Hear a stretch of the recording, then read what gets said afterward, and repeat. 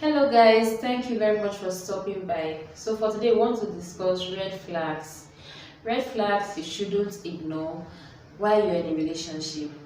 I want you to understand that red flags, what are really red flags to start with? These are things that you will not be able to live with, things you will not be able to tolerate, going forward, especially when it comes to marriage. There are common ones that, or let me say, there are general ones. There are general ones in the sense that it is not something that a lot of people, majority of people will be able to tolerate. And those are the ones we'll be discussing today. So what are the red flags you shouldn't ignore while you're in a relationship? For one, inability to resolve conflicts. When you're in relationships, there is bound to be conflict. Two people coming from two different backgrounds, coming together, to live together or share things together, there is bound to be conflict. So how your partner resolve conflict is very important. A lot of people use conflict to manipulate their partners. Giving their partners what we call silent treatment, not talking to their partners. So there are people like that don't talk to their partners whenever there is conflict, and there are people that are very abusive when there is conflict. So you need to understand how your partner resolve conflict, because I want to let you know that when you enter marriage, there's going to be a lot of conflict. There will be plenty of fighting. There will be plenty of argument. So this is very, very important. How your partner resolve conflict is very important. You don't feel like you can fully be yourself. So this one, when we are talking marriage, we are talking long term. So how long do you want to keep pretending? You want to be with somebody that you can be yourself with. You can, fully be yourself. You don't need to pretend or, walk in eggshell or pretend to be somebody else. That's why I say you need to understand the things your partner likes, the things your partner can tolerate at early stage, so that you know if you want to move forward in that relationship. There's no need wasting your time. There are people that are very, very religious and very conservative, and you being a liberal person, your the things both of you like might not, you might not be compatible. So you want to be in a relationship where you're compatible with your partner, so that both of you can fully express yourself. Can you be your goofy, crazy, weird self around your partner? So you need to take note of this particular red flag. So another one, difficulty sharing feelings. So you want a partner that you'll be able to share every of your emotions with. When you're sad, when you're angry, when you're happy, when you're emotional, every of your feelings. You don't want a partner that you won't be able to talk to about what you're feeling at a particular time. If your partner offends you, you should be able to tell your partner that this thing you did, made me angry. I don't like what you did. If your partner, is doing something that you don't like, you should be comfortable telling your partner. And then, you don't want somebody that you cannot talk to, you cannot share your feeling with, because you don't know how the person is going to react. So this particular red flag is very important. Can you share your feeling with your partner? If you're unable to comfortably share your feelings with your partner, that is a red flag. So for number 4, controlling behavior. This attribute is very common with narcissists. I've talked about this in previous videos. A narcissist want to be very controlling, will not want you to make decisions that benefit you. Everything you want to do, everything you want to, everything you want to do, this your partner will want to make the decision for you and force you to do things that you don't want to do. Very, very controlling behavior. So if your partner controlling, if your partner is very controlling, that is a serious red flag. For number 5, giving up friends, interests, or goals. I know a lot of people, or let me not say a lot of people, I know some people that before they got into marriage, they were very goal driven. They knew what they wanted in life, but immediately they got married, everything changed. Their goals, they just sent it to the back. They don't even have friends. So you realize that the partner doesn't want them to have friends. The partner is cutting them off from family, and the partner doesn't want them, to achieve their goals. Maybe because their goals don't align with his or her goal, the partner's goal. So you don't want somebody that will cut you off from your dreams. You want somebody that you tell, I want to jump, and the person will ask you how high. You want someone that will push you. You want someone that will help you to achieve whatever and give you the necessary support that you need. You want someone that will not want to cut you off from your friends. You want someone that will not want to cut you off from your family. So look at your relationship. Is your partner cutting you off from your friends? Is your partner cutting you off from your family? And is your partner stopping you from achieving your goals? If it is yes, then that is a serious red flag. Another one I want to talk about today is breach of trust.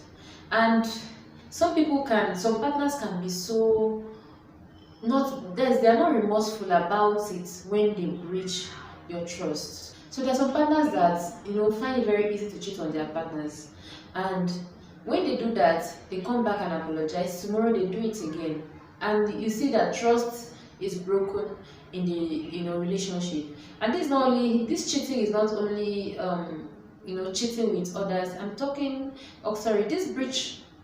This breach of trust is not only it's not only about cheating. When it comes to money too, like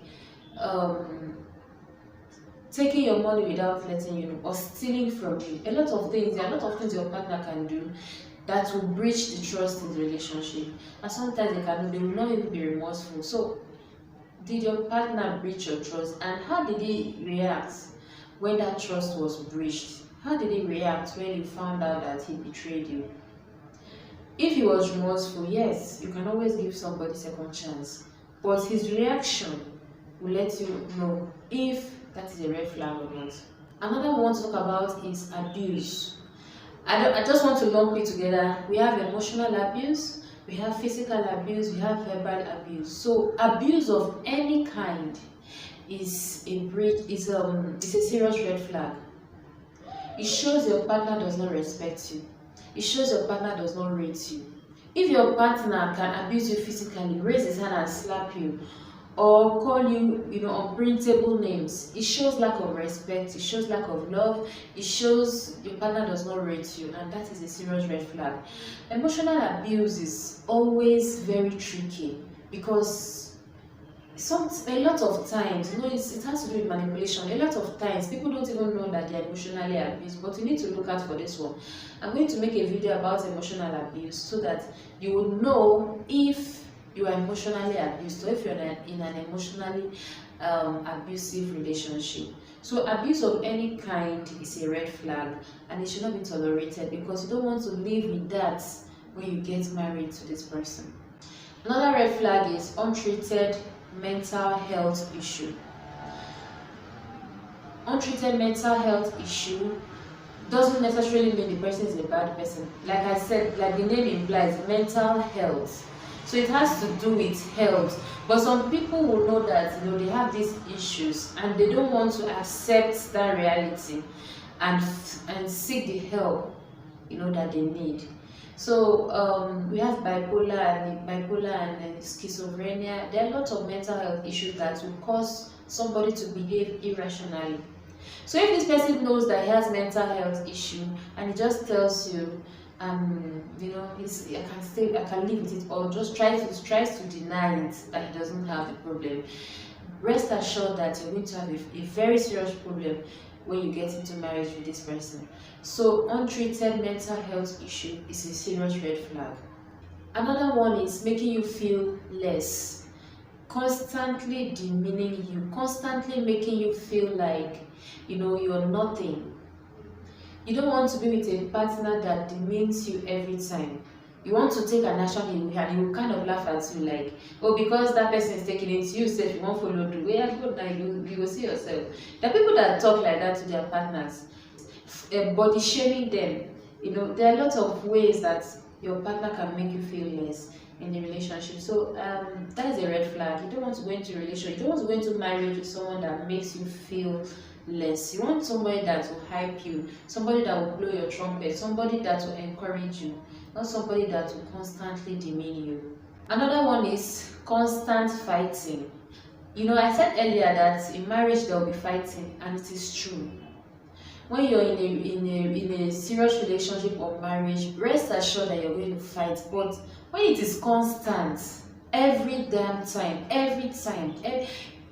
your partner has anger issues. Every time he's angry, you could say a little thing that normally should make somebody laugh, or you say it in the form of a joke, and he doesn't even understand sarcasm, he doesn't understand jokes. Every time he's fighting with you, every time he's angry, having anger issues, I want you to know that that is a red flag. You don't want to live your life that way. I know of somebody that the husband was not even in the country. The husband was far away, Dubai. But the kind of position this man puts this lady, every time on phone they are fighting. Every time he's not even around, but the fighting was so severe, like they actually got a divorce at a point. So you want a partner that is not always fighting with you, a partner that understands when you're joking, and a partner that can, sometimes you don't need to fight. You can argue, sort things out verbally. You can just call your partner, that thing you did. Talk, like two people that, understand what they're saying.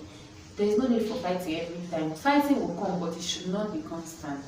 And finally, your guts, your inner feeling, that God consciousness in you will tell you, so sometimes you can't even place your hand on it, but you know that something is wrong somewhere. A friend of mine told me she was in a relationship. She didn't even know the guy was married, but she had the guts. She felt it that something is wrong. I know she even ended the relationship before finding out that the guy was married. So trust your instincts, trust your guts, trust your inner feeling, and then you will know if the relationship is worth it, or if it's something you need to let go. So thank you guys for staying with me. I really appreciate. Don't forget to subscribe, and also turn on your notification button so that whenever I post a new video, you can be the first to know about it. So thank you once again. See you next time. Bye.